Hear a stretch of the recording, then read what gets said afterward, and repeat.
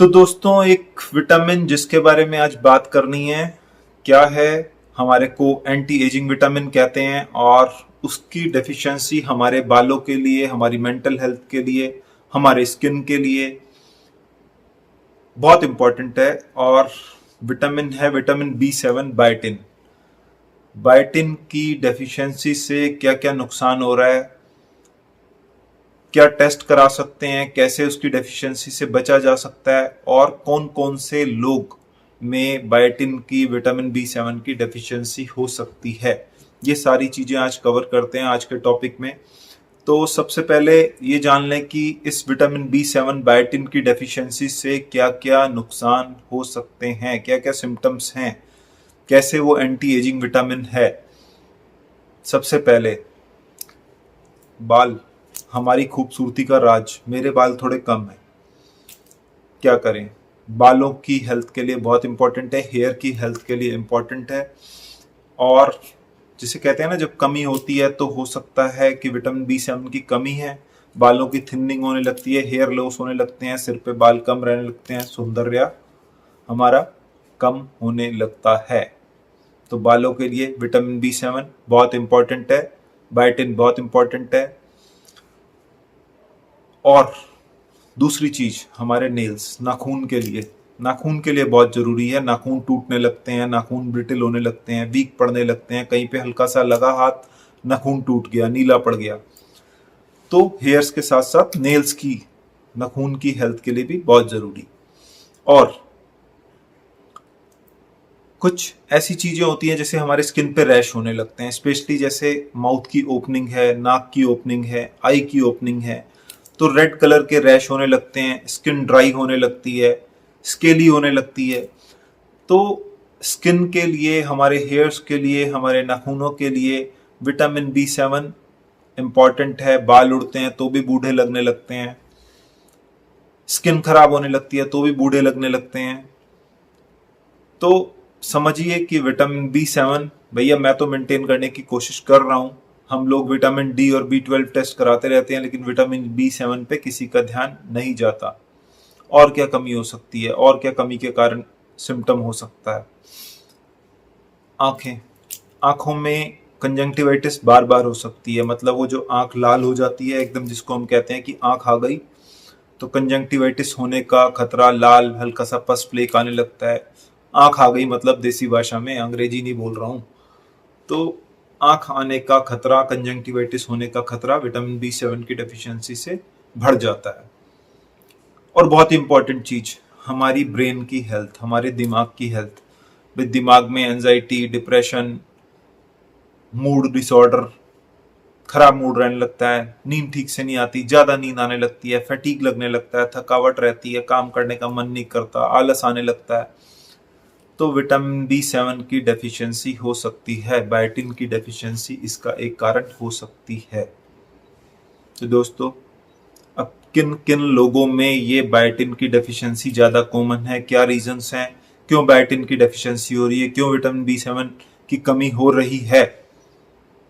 तो सबसे इंपॉर्टेंट चीज, पुअर डाइट, डाइटिंग।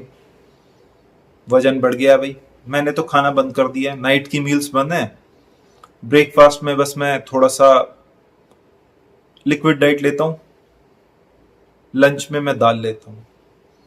अरे यार, तू तो बहुत खूबसूरत लग रही है, बहुत अच्छी फिगर हो गई, वजन कम हो गया क्या। अरे वजन कम नहीं हो गया, अंदर से खत्म हो गया, स्टोर सारे खाली हो गए, विटामिन खत्म हो गए। तो डाइटिंग। एक और चीज आई है भैया, मैं ना 48 घंटे तक सिर्फ वाटर की डाइट पे हूँ। अच्छा, बहुत अच्छी बात है। मैंने ना रात का खाना छोड़ दिया है। ठीक है भाई, छोड़ दिया है। उसके बाद जब हल्का सा कोई इन्फेक्शन होता है और वो सीवियर रूप ले लेता है, तो फिर फोन करते हैं, अच्छा क्यों ऐसा हो रहा है डॉक्टर साहब, मैंने तो 1 महीने से कुछ खाया नहीं। नहीं खाया तो भुगतो। तो डाइटिंग, डाइटिंग से विटामिन B7 की कमी, हमारी पुअर डाइट हो गई, हमने खाना पीना छोड़ दिया वजन कम करने की कोशिश में, और अल्टीमेटली डाइटिंग के कारण हमारा विटामिन B7 बायोटिन की डेफिशिएंसी हो गई, स्किन भी खराब हो गई, बूढ़े दिखने लगे, रिंकल्स आ गए, रैशेस पड़ गए, हेयर लॉस होने लगा, अब उसके लिए फिर से डॉक्टर के पास गए। अब स्किन वाले डॉक्टर के पास जाते हैं, उन्होंने भी अपना स्प्रे लिख दिया, मिनॉक्सिडिल का स्प्रे लिख दिया, फिनेस्ट्राइड का स्प्रे लिख दिया, 4,000 की दवाई ले आए, हुआ तो कुछ है नहीं, क्योंकि डेफिशिएंसी तो एक छोटे से विटामिन की थी। खैर, दूसरा रीजन, दूसरा किस कारण से लोगों को डेफिशिएंसी हो सकती है? सुट्टा। हीरो है भाई, हीरोपंती चल रही है, रात को बैठ के 2 पैग ले रहे हैं। यार 2 पैग से कुछ नहीं होता, स्मोकिंग कर रहे हैं, सुट्टा मार रहे हैं, हो सकता है कुछ ना होता हो, लेकिन अंदर तो वो काम कर रहा है, हार्ट पे भी इफेक्ट डाल रहा है, लीवर पे भी इफेक्ट डाल रहा है, विटामिन की कमी भी कर रहा है, विटामिन B12 की कमी भी कर रहा है, विटामिन B7 की भी डेफिशिएंसी कर रहा है। देखा क्या, 30 साल की उम्र में 50 साल के लगने लगे। 50 साल वाले की तो बात ही ना करो, 50 तक तो पहुंचना ही पता नहीं मुश्किल ना हो जाए। यार मैं तो नहीं लगता, मैं तो जितना बड़ा हूं उतना नहीं लगता, मैं तो अभी छोटा ही लगता हूं। खैर, अब और किस में कमी हो सकती है? एक कमी हो सकती है जेनेटिक, जो हमारे में, हमारे कंट्रोल से बाहर है, हमारी जीन्स में है। एक एंजाइम होता है बायोटिनी, यार मुश्किल है थोड़ा, बायोटिनिडेस एंजाइम, जिसकी कमी के कारण भी बाल जुड़ते हैं, बाल झड़ते हैं, बाल गिरने लगते हैं, हम गंजे होने लगते हैं। यार जेनेटिक चीज अपने हाथ में नहीं है, मान सकते हैं, लेकिन डाइट वाली चीज है। एक और कारण हो सकता है जिसको हम कहते हैं कि हमारे इंटेस्टाइन से एब्जॉर्ब ही नहीं हो रहा विटामिन, मतलब हमारी आंत से विटामिन एब्जॉर्ब नहीं हो रहा, इंटेस्टाइन से मल एब्जॉर्प्शन हो रहा है।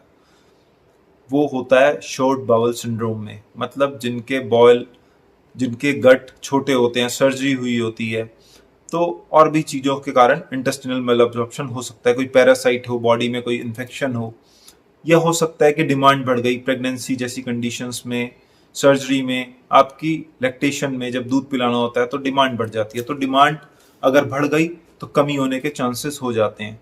तो इन सब लोगों में तो बायोटिन की कमी होने के चांसेस ज्यादा हैं। तो मैंने सिम्टम्स बता दिए, कमी किन लोगों में होती है इसके बारे में भी बात कर ली।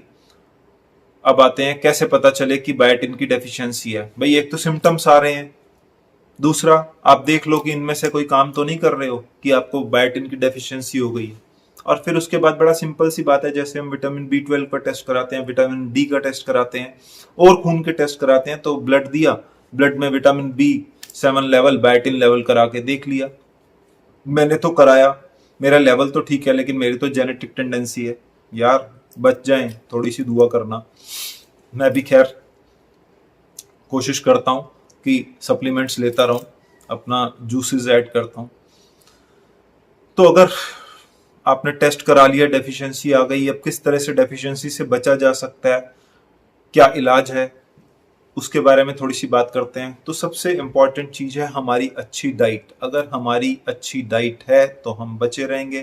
किन किन खाने की आइटम्स में ये है, देखो मल्टीविटामिन में बायोटिन यूजुअली होता है। अच्छे विटामिन जो भी आप अच्छी कंपनी के लेंगे तो उसमें बायोटिन होगा, और बायोटिन की डोज अगर हम ठीक से ले रहे हैं तो डेफिशिएंसी से बच सकते हैं। उसके साथ साथ हमें खाने पीने पे भी ध्यान करना है, अपना फ्रेश फ्रूट जूस लेना है, वेजिटेबल का जूस ले सकते हैं। किन किन खाने की चीज़ों में बायोटिन लेवल होता है, जैसे हमारी दालें हैं, हम दाल रोज खाएं, दालों में बायोटिन होता है। एग में, एग येलो में बायोटिन होता है। हम एग वाइट लिए जा रहे हैं, एग येलो नहीं ले रहे हैं, तो येलो से कहते हैं कोलेस्ट्रोल बढ़ जाएगा। अबे कोलेस्ट्रोल का ध्यान तो तब रखना और कुछ कमी ना हो जाए। अगर एक आधा येलो खा लेंगे तो कोई बहुत ज्यादा नुकसान नहीं होगा। तो बैलेंस डाइट मतलब बैलेंस न्यूट्रिशन, सब कुछ होना चाहिए। तो एग नॉन वेज में तो खैर होता ही है।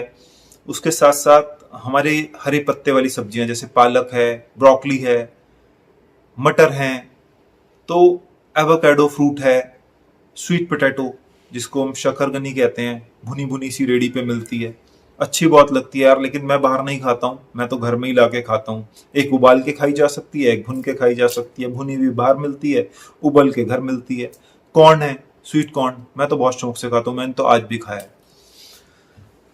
तो ऐसी चीजें हैं। आप कलरफुल वाली जो वेजिटेबल्स होती हैं, जैसे शिमला मिर्च आती है, वो अलग अलग रंग की आती है, लाल वाली आती है, हरी वाली तो रूटीनली मिलती है, येलो वाली आती है। तो ये वाली जो मिर्च होती हैं, जो कलरफुल फ्रूट्स हैं, ग्रीन लीफी वेजिटेबल्स हैं, हरे पत्ते वाली सब्जियां हैं, इन सब में बायोटिन होता है। एग येलो में होता है, नॉन वेज डाइट में होता है। तो ये सारी खाने की आइटम्स हैं, हम इनको इंक्लूड कर सकते हैं। साथ में नट्स मतलब बादाम, अखरोट, seeds, pumpkin seeds, chia seeds, इन सब में बायोटिन होता है। तो मतलब ड्राई फ्रूट्स का यूज कर सकते हैं, नट्स सीड्स खा सकते हैं। तो भाई देख लो, बचा के रखो, स्किन को बचा के रखो, हेयर्स को बचा के रखो। क्या पता बहुत छोटे से कारण के कारण ही आपका हेयर लॉस हो रहा हो और आप डर्मेटोलॉजिस्ट के पास जाके बहुत सारा पैसा ऐसी अननेसेसरी की दवाइयां खा रहे हो। तो सिर्फ विटामिन B7 लेवल एक बार करा के देख लें, स्किन हेयर्स के लिए बहुत अच्छा है। फिर देख लेना यार, बूढ़े होने से बचे रहोगे, जवान दिखोगे, घर में भी कदर ज्यादा होगी और बाहर, खैर छोड़ो। मिलते हैं फिर से एक अच्छी सी वीडियो के साथ। Take care, bye bye.